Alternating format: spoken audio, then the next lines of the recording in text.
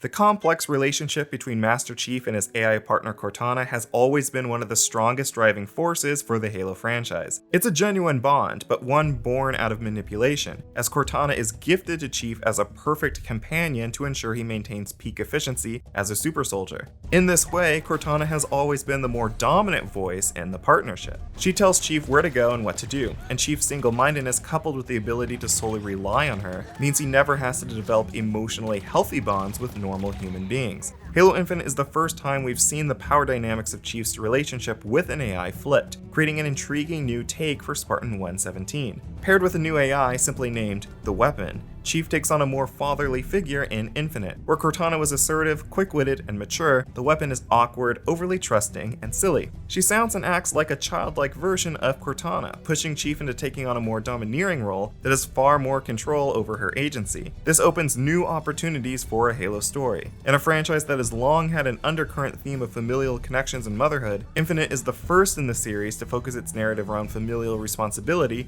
and fatherhood. The strength of that narrative, alongside the open world and new traversal mechanics, delivers a welcoming freshness to the 2 decades old series.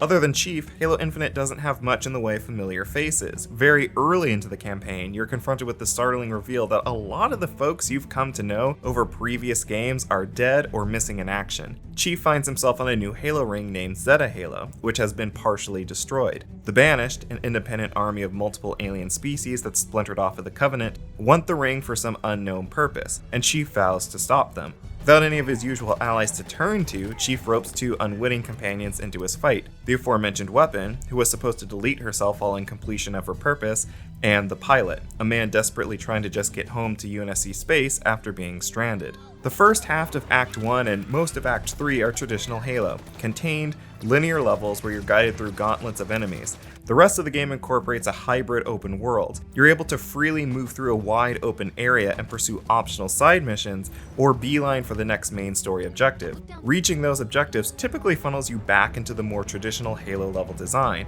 only for Chief to emerge into the open world again once the mission is complete. In this way, Infinite maintains the cinematic quality of Halo's traditionally linear campaigns, while also incorporating an open world to explore. Those optional side missions bring aspects of Halo's multiplayer into Infinite's campaign, creating scenarios in which players can approach a problem in numerous ways, each of which can lead to satisfying and occasionally hilarious outcomes. Experimentation is often rewarded with satisfying victory or a story of how everything went hilariously wrong. Regardless of the approach taken, it's fun to dismantle the Banished encampments on Zeta Halo, wresting control away from them slowly but surely. Even on Infinite's harder difficulties, you can easily skip over all of the optional missions and still get that linear Halo experience if you want. But Infinite provides compelling reasons for stepping off the main path. In a first for Halo, there's an in-game progression system in the campaign. Completing tasks like saving captured UNSC soldiers and destroying banished roadblocks or refineries nets you Valor, which unlocks new vehicles and weapons that can be summoned at forward operating bases across the map, allowing you to bring your favorite loadouts into future side quests and story missions. You can also find Spartan cores, which are spent to upgrade Chief's equipment. From a gameplay perspective, the Grapple Shot is the true star of Infinite's campaign. Though there are plenty of firearms, melee weapons, and grenades for Chief to use, and each tears through enemies with a nice kinetic punch, the Grapple Shot fundamentally changes how you play a Halo game for the better.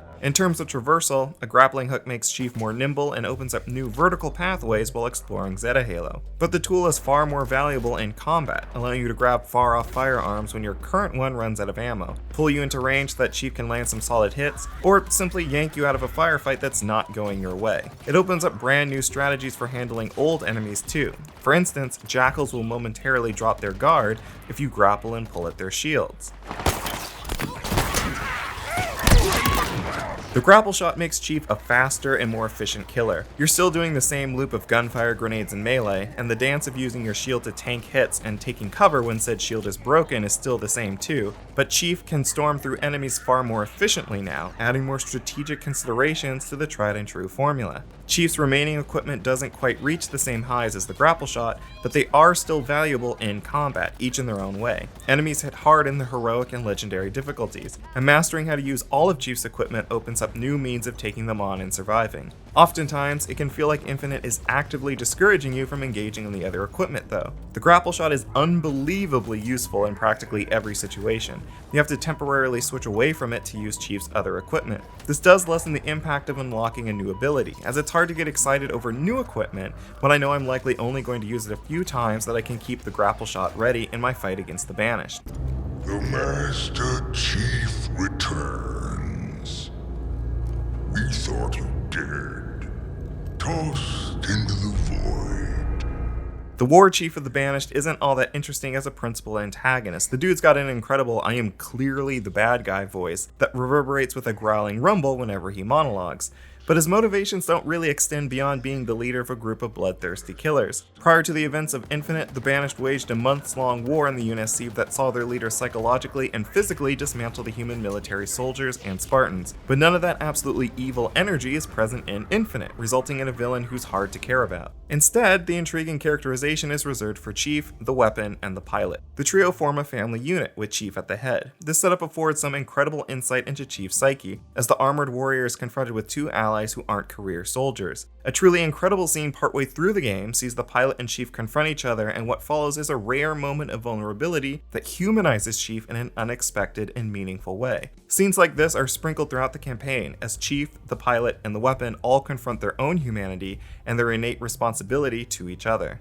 One moment in particular, however, does not land. Partway through Infinite, Chief takes away the weapon's agency in an incredibly problematic way. The weapon is understandably upset at the betrayal and lashes out at Chief's callousness, only for her to quickly soften and forgive Chief upon learning his motivations. It feels like a rushed development, and one that unfortunately implies that if they have a good reason, dads have a responsibility to decide a child's entire life the second said child steps out of line. The whole thing isn't resolved in a great way. While the quality of writing may occasionally dip, each key scene is always bolstered by Infinite's superb soundtrack. The nature of the hybrid open world means that most of Infinite's major story beats and the conversations between characters occur in set locations, and so the orchestral score can be carefully timed with the game's most poignant moments. There is yet to be a mainline Halo game with anything less than an absolute banger of a musical score, and Infinite does not buck that trend. The rich soundtrack is helped along by the equally impressive level of detail 343 Industries has achieved with facial expressions on Xbox Series X. Having a rousing score accompanied by believable acting and expressions means there is a collection of genuinely epic and tragic moments in Infinite that really land. Halo Infinite strives to transform what it means to be a Halo game, making Chief into a reluctant father figure for a young and naive AI, and putting him into an open world setting. Turns out that was a risk worth taking for the franchise, as Infinite is an incredible game. There are flaws, but this is the best Halo campaign in years. Certain story elements are on the weaker side, and the amazing Grapple Shot makes the rest of Chief's equipment feel a bit lacking in comparison, but these are small shortcomings to what otherwise feels like the right step for Halo to take going forward.